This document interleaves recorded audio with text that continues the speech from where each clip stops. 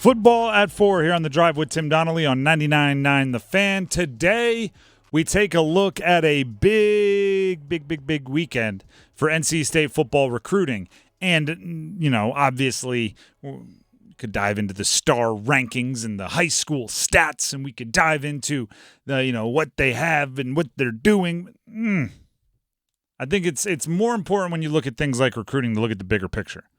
Right? I think you can tell a lot about what a school is trying to do based on who they're recruiting and how they're getting them. Or we can just dive into how this has been a recurring theme ever since North Carolina beat Carolina in football this past season, and Dave Doeren gave a chain of command or command of orders. Where he said I need 5,000 fans to give $1,000 each or whatever it was, and you know he hyped up the collectives and what was it, whole pack of wolves, something like that, pack of wolves collective.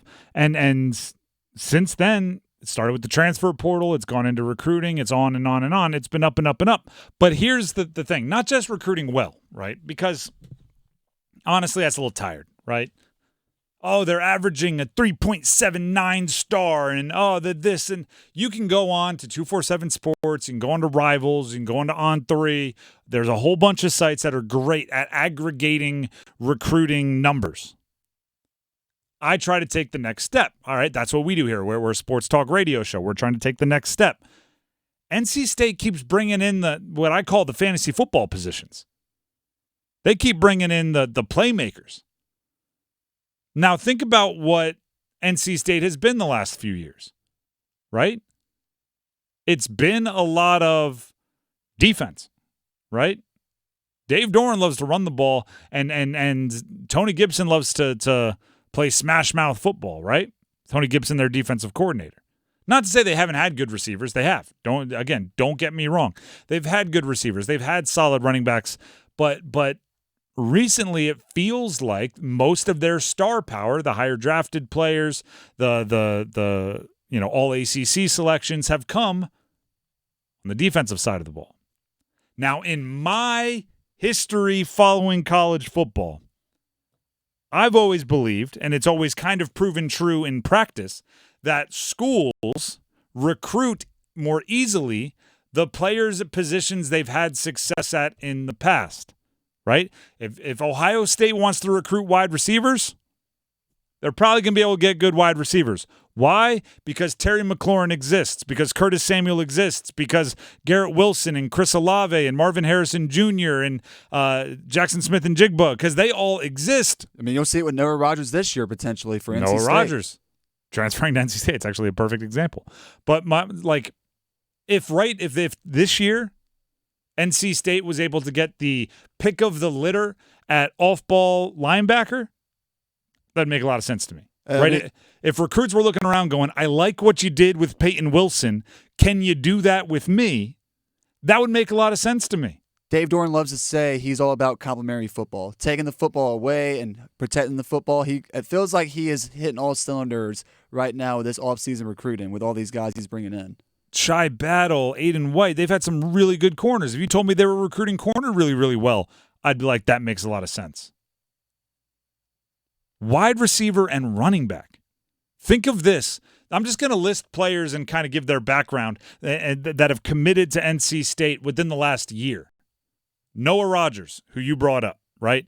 Former 5-star, depending on which group you're looking at, spent 1 year at Ohio State, is coming back home to North Carolina, is going to play for NC State. Wesley Grimes played for Wake Forest last year. He's going to come back a little bit closer to home, play for NC State, another top wide receiver.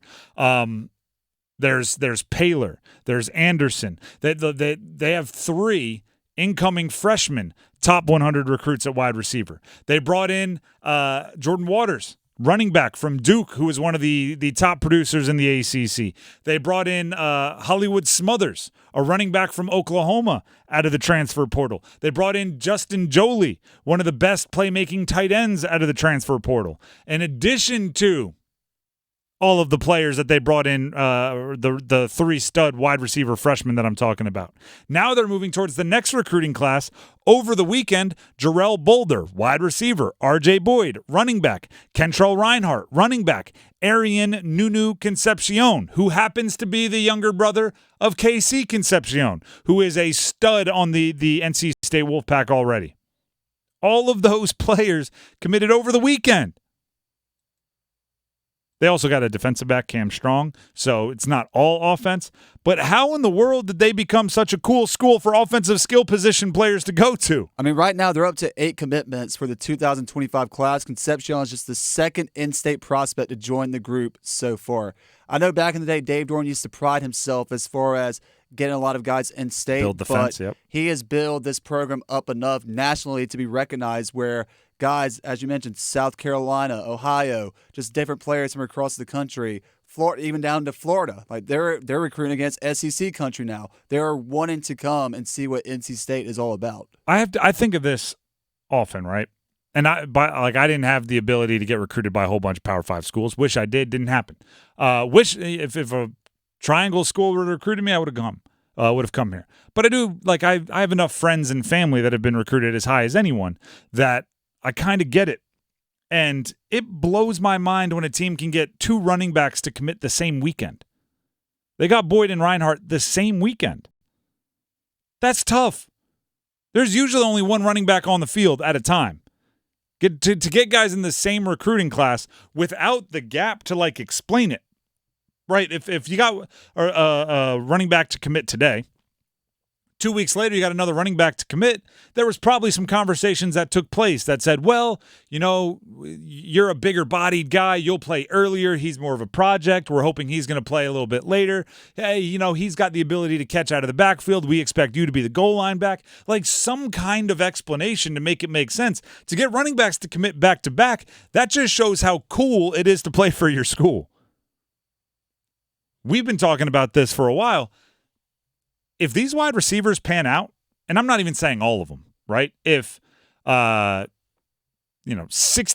of them turn into what they were supposed to be as a recruit, it's going to be tough to keep everybody happy. I feel like NC State, and this is a good problem to have for Robert and I and the rest of that offense, but they're going to run into a problem of how do we get touches for this many guys on offense? How do we get the ball to this many guys? Part of being an elite school, and that's what NC State's trying to be, right? Obviously, with no conference championships in the last however many years and all this, they're not there yet. But to be an elite school, you need to be able to win the recruiting battles that make me scratch my head. Right now, I'm scratching my head a little bit, right? Because I'm going, if you're a wide receiver, I mean, KC Concepcion had a great year. Not really any other pass catchers had great years for NC State last year. A couple guys could have made more plays, but didn't really get the opportunity. What is making all these wide receivers go there? I'm scratching my head. That's how you know you're a good team. That you're recruiting so well doesn't exactly make sense. I can't tell you how many times, and obviously Alabama's going to take a step back without Nick Saban. I can't tell you how many times I saw like a 5-star commit to NC State, commit to Alabama to back up like a freshman 5-star from the previous year, right? You see like 2 freshman offensive tackles play for Alabama. They're both all freshmen, All-American. And then the next recruiting class, they have like 3 more 5-star offensive tackles committing. And I'm going like, huh? Could have gone anywhere else and started as a freshman, right? You're a 5-star. Instead, you're like signing up to back up a draft prospect freshman All-American for the next 2 years. Huh?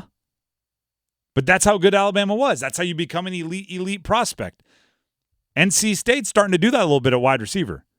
I'm going, they just recruited 3 studs at the wide receiver spot, and they have a bunch of, like Noah Rogers will be a junior when you're on campus, this class that's committing, right? Wesley Grimes will be a junior. If KC Concepcion doesn't go pro after his junior year, he'll still be around.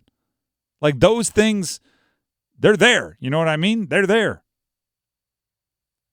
And again, it would make sense if Tony Gibson was doing this, their defensive coordinator, because I think he's maybe the best defensive coordinator in the conference, right? So if he were loading up on talent and people were lining up because they wanted to learn and play for Tony Gibson, I can wrap my head around that.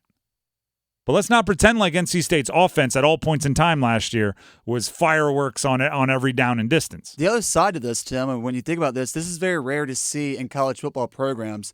I'm going to call this the college football bloodline, as far as you're starting to see siblings of one another commit to the same program. You saw it with Ryan Finley and Ben Finley at quarterback, and then you saw it with Dare Thomas, wide receiver, and then his little brother Drake Thomas on defense. And now you're seeing it with KC Concepcion and his little brother Arian Concepcion. I want to make sure I get his name right. Yeah, they call him Nunu, but yes. I like Nunu better. I think that's a little more slick. But I mean, yeah, they're becoming like a college football bloodline. Yeah, and well, the thing is, I've fortunately in my career covered a bunch of different schools. I do think every school very much champions that. I remember covering Virginia Tech, and there were two Adibis. There's a whole bunch of Fullers, and a couple of them ended up, oh my gosh, I'm blanking on his name. There's a Fuller that won a Super Bowl as a defensive back with Kendall Fuller with the Chiefs. And then there's Kyle Fuller, who was a first-round pick played with the Bears for a long time. There's the Wangs, offensive linemen. There's a lot of brothers in different schools. I don't know if that. I think it comes down to how good the older brother is. Because if the older brother is good and starts early, he's turning around going, "It's awesome." If the older brother isn't very good and has to grind away, they usually don't like the coach and tell their brother to go somewhere else. But you're right, and you know what else it does?